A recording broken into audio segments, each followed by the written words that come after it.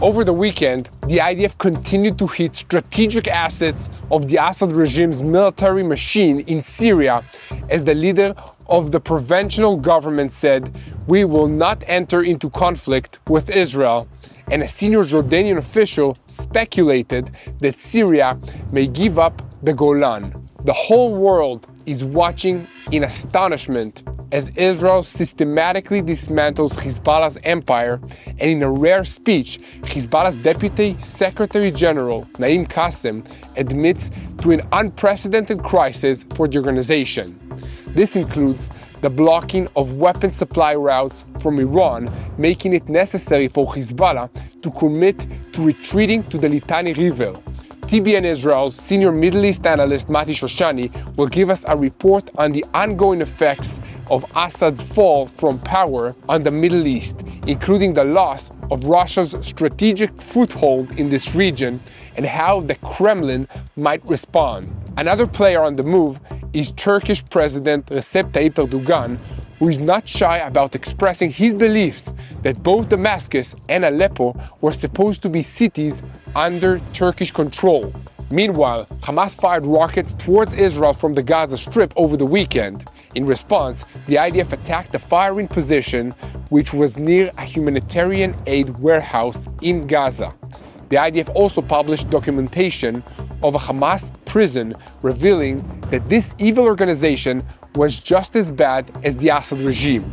In a related story, it has been revealed that Hamas inflated the number of civilians killed in Gaza, often listing its own fighters as civilians, and also played other tricks like listing male combatants as female civilians or adding names to the list of people who were already dead before the war even began. Elsewhere, in Judea and Samaria, the border police eliminated and arrested wanted individuals even as another blow fell on the Iranian axis from an unexpected place. The Palestinian Authority police are stepping up their efforts against the Palestinian Islamic Jihad organization. We have a lot to talk about today after an eventful weekend that just passed, so let's dive into the details.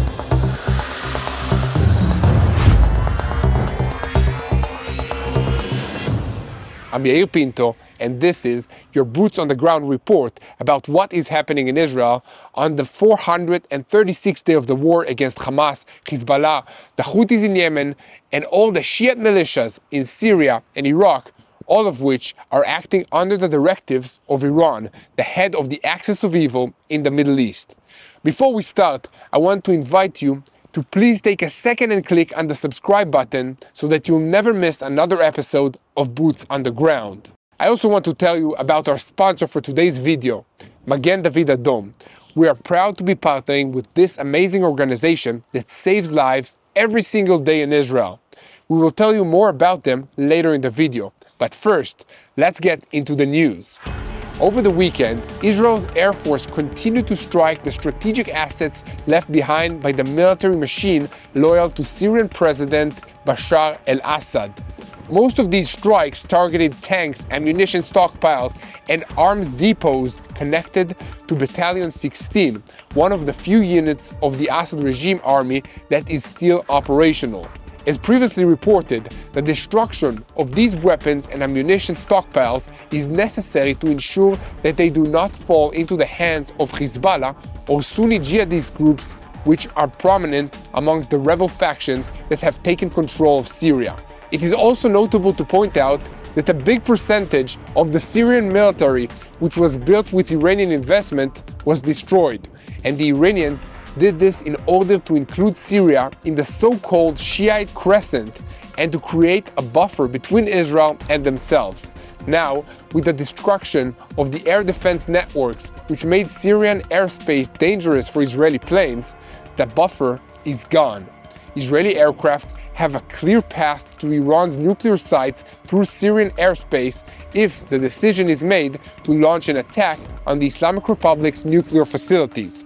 A moment before we continue with our next story about the humiliating speech by Hezbollah's leader over the weekend, I'd like to invite you once again to click on the subscribe button so that you'll never miss another update from Israel and help us share the truth.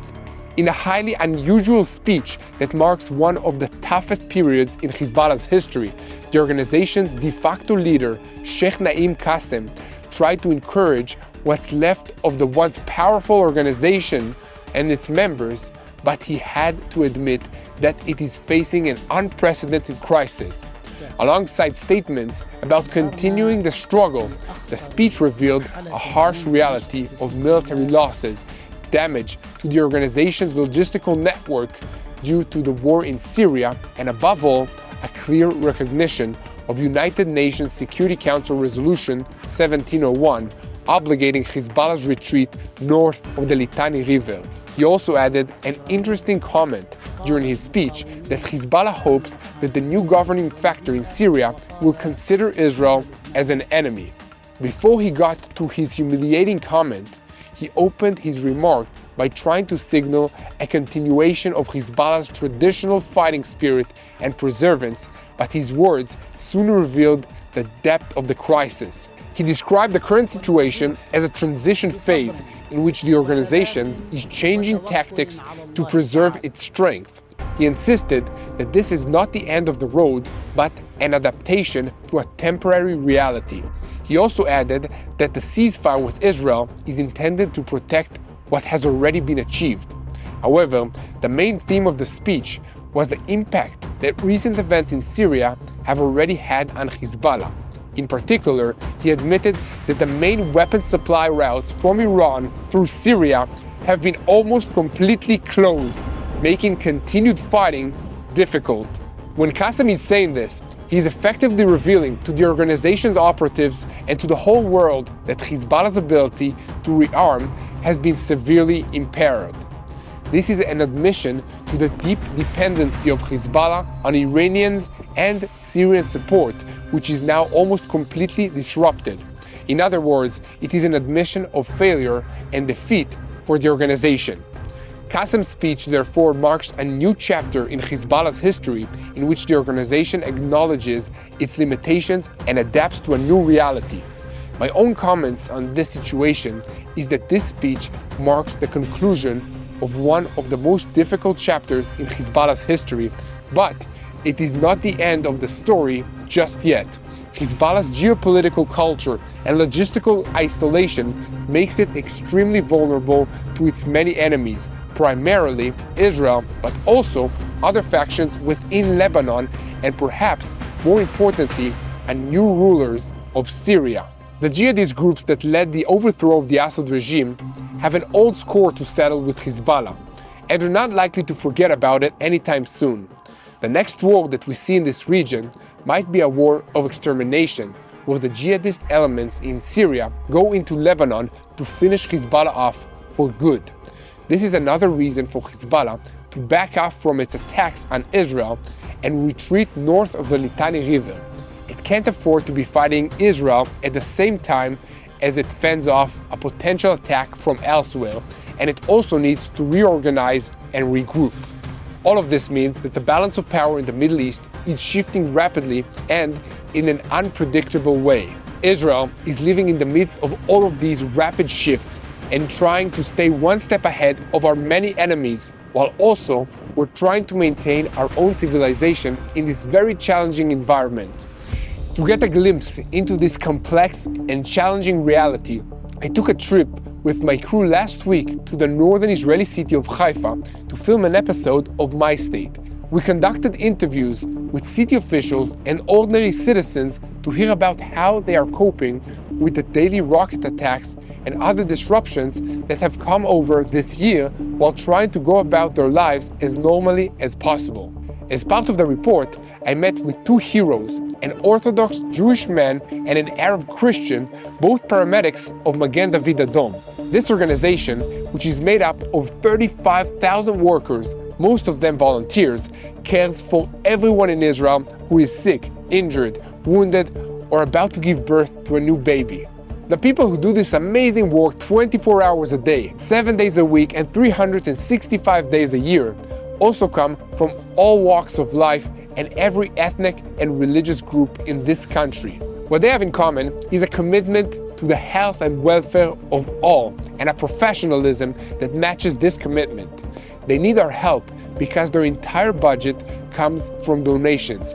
And if you want to help, you can make a donation at www.savelifeisrael.com. Now back to the news, and we'll stay on top of the topic of the collapse of Bashar al-Assad's regime in Syria and its consequences across the region. The fall of Assad is not just a Syrian story, it has triggered a domino effect that impacts Iran, Hezbollah, Lebanon, and even Jordan. Israel remains vigilant, but the challenging landscape leaves critical questions about who will fill the power vacuum. As always, another question is what role regional powers like Turkey and global powers, including Russia, Europe, and the United States, will play moving forward. To help us unpack this seismic power shift and understand its implications, let's turn to TBN Israel's senior Middle East analyst, Mati Shoshani, for an in-depth report. Mati, the floor is yours. Thank you, Yair. This indeed is a historic moment, marking one of the biggest geopolitical shifts we've seen in the Middle East in decades. The collapse of Bashar al-Assad's regime is not just an end of a brutal dictatorship, it's a blow to Iran and Hezbollah and a signal of significant changes for Israel and its neighbors. Assad's regime, which has seemed rock solid, fell after less than 2 weeks of active fighting. Rebel forces, supported by Turkey and regional militias, erupted out of their strongholds in Idlib province, where they'd been preparing for years, and in a lightning offensive managed to take one city after another, starting with the city of Aleppo, the second largest in Syria, and moving out to Homs, Hama, and finally Damascus. Assad, once a critical pillar of Iranian influence, could no longer hold the line, and the collapse of his regime means the breakdown of a crucial corridor that connected Iran through Iraq and Syria to Hezbollah in Lebanon. This corridor allowed Tehran to send weapons, fighters, and money to Hezbollah, strengthening its grip over Lebanon and threatening Israel. Without this corridor, Hezbollah is isolated, and Iran's regional strategy is deeply compromised. For Hezbollah itself, this is devastating. Reports from Lebanon suggest the group had lost thousands of fighters and much of its infrastructure to Israeli airstrikes. The loss of Assad means no more open arm routes through Syria. While they may find other ways, small-scale smuggling and flights, it's not the same. The scale of support Iran once delivered is no longer feasible. Internally, Lebanon is collapsing, and with Hezbollah weakened, there's a renewed call for the Lebanese army to take control of the southern border. Lebanese leaders, even former allies of Hezbollah, now openly criticize the group and suggest that its role as an armed militia must come to an end. All of this has left Iran scrambling for solutions. It's clear Tehran has overplayed its hand in its attempts to destabilize Jordan and push militants towards Israel's borders have not succeeded. Iran's influence in Syria and Lebanon has taken a hit, and its proxies across the region are on the defensive. This all raises the question, what's Iran's next move? Tehran might double down on destabilizing Jordan or look to strengthen its grip on Iraq and Yemen. Israel, however, is prepared for this reality. Reports indicate that plans are in place to counter any Iranian resurgence, including targeted strikes and enhanced border security. In regards to Turkey, Erdogan sees Assad's fall as a golden opportunity. He has long expressed his desire to reclaim influence over Syria's northern cities like Aleppo and Idlib. Turkey's support for Syrian rebel groups was not just about removing Assad, it was about positioning Ankara as a dominant player in the region. Russia, on the other hand, is pulling back. Satellite images show Russian forces dismantling equipment and moving assets out of Syria. The war in the Ukraine has drained Moscow's resources, and with Assad gone, Russia no longer sees value in maintaining a large presence in the country. However, Russia is not out of the picture completely. It is negotiating with Syria's new leadership to retain access to its naval base in Tartus, a key strategic asset. Losing Syria altogether would be a major blow to Russian power projection in the Middle East and throughout Africa. So expect Moscow to tread carefully. Where does this all leave Israel? It leaves us alone as the only actor willing and able to fill the vacuum left by Western disengagement. The United States has made it clear that it will not play the role of the regional policeman any longer, and Europe remains largely passive and distracted by the war in Ukraine. This has forced Israel to act unilaterally against threats, striking Hezbollah in Lebanon and other Iranian assets in Syria, while maintaining readiness along the Jordanian border. But there's another challenge. Israel cannot handle these threats alone forever. Meanwhile, countries like Jordan, Saudi Arabia, Egypt, and the Gulf states are watching nervously. The fall of Assad and the weakening of Hezbollah should have prompted a coordinated effort to stabilize the region. But instead, these countries seem paralyzed, gripped by fear of becoming Iran's next targets. Jordan in particular is vulnerable. Iranian-backed groups are actively trying to infiltrate and destabilize the kingdom. For Saudi Arabia and the Gulf states, this is a wake-up call. They must decide, will they join forces with Israel to counter Iran, or will they remain on the sidelines? Meanwhile, Israel faces another front. The Houthis in Yemen. These Iranian proxies continue to launch drone and missile attacks, targeting Israeli assets. Israel's strategy may soon expand to include more direct action against Houthi positions, potentially in coordination with the United States. Ultimately, all roads lead to Iran.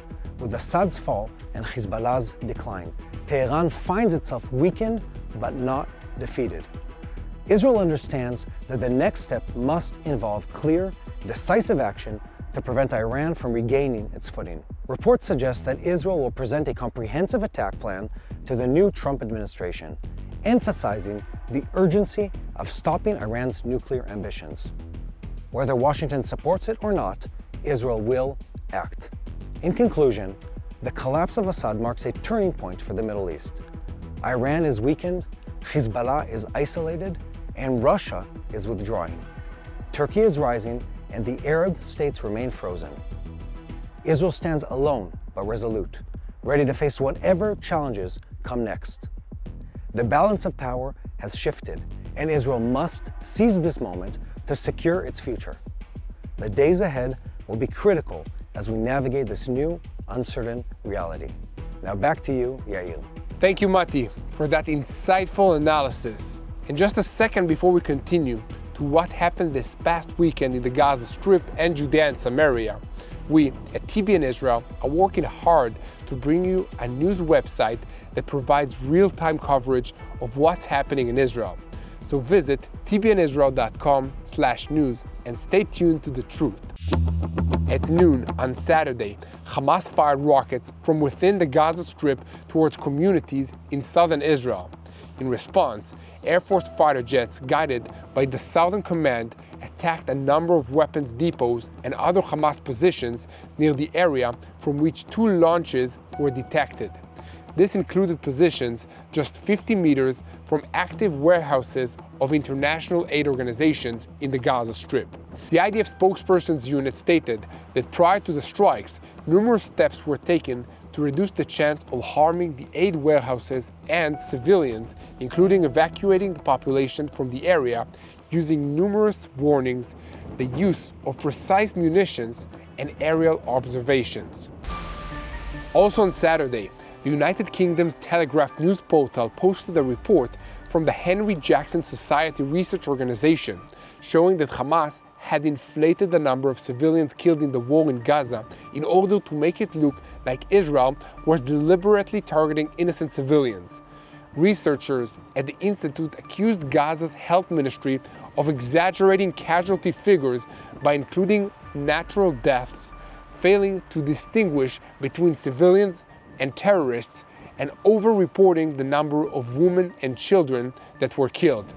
The report also questioned why international media portals have echoed the Hamas statistics without a shred of criticism or correction. This sloppy work by the media portals had an effect on global public opinion, and it's probably also responsible for a sharp rise in anti-Semitism and violent attacks against Jewish people in Western countries. Another issue raised by the report was how the United Nations itself contributed to the dissemination of distorted media by not distinguishing between civilians and fighters in humanitarian documents. It is claimed that this deliberate omission shapes public opinion, accusing Israel of genocide and ethnic cleansing, despite evidence showing that a significant portion of the dead are Hamas members. Hamas and its spokespeople dismissed the claims, as did the Palestinian ambassador in Britain, who claimed it was an attempt to justify Israel's crimes. On the other hand, the authors of the report called on media organizations to present more balanced data and examine the credibility of the information that they published. In addition to this, the IDF spokesperson in Arabic, Avichai Aderi, revealed documentation on Saturday, including new footage showing Hamas abuse of Palestinian prisoners in detention facilities. He said that this footage showed conduct reminiscent of the crimes of the Assad regime in its prisons in Syria.